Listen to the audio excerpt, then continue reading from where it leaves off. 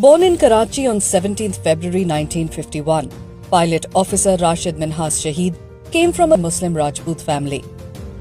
His childhood years were spent in Karachi before the family relocated to Rawalpindi, the place where his deep passion for flying first developed. From a young age, aviation captivated him completely.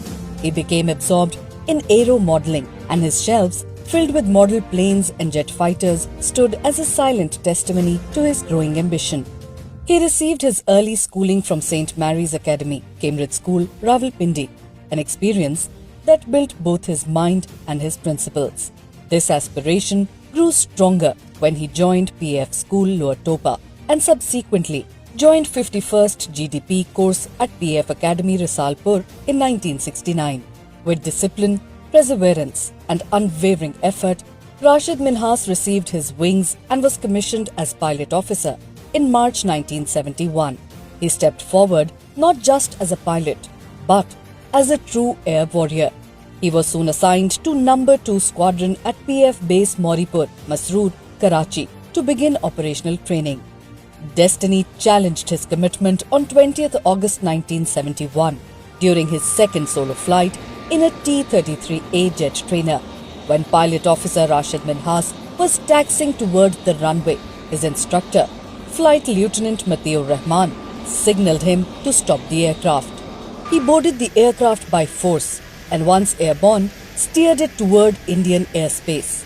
In that decisive instant, Rashid Minhas gauged the seriousness of the situation and decided to respond with courage. He promptly contacted air traffic control and stated clearly and steadily that his aircraft was being hijacked.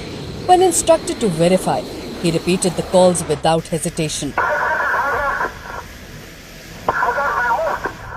A fierce struggle then broke out inside the cockpit as pilot officer Rashid Minhas battled to regain command, contending with the interconnected flight controls and a disloyal opponent.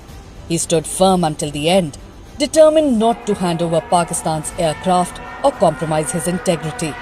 Displaying resolute determination, Rashid Minhas intentionally forced the jet towards ground inside Pakistan border. In this ultimate display of bravery, he embraced Shahadat while performing his duty.